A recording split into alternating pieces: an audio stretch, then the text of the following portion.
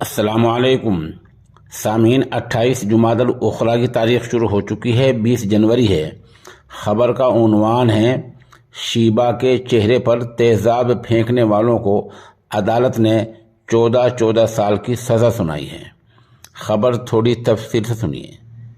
یہ 29 جون 2016 کی بات ہے، جب رات کے وقت ثانیہ نامی عورت نے اپنے عاشق کے ساتھ مل کر اپنی بھابھی اور ننند کے چہرے پر تیزاب ڈال دیا تھا۔ تیزاب سے بگڑے چہرے کی وجہ سے شیبہ کی ابھی تک بھی شادی نہیں ہو پائی ہے۔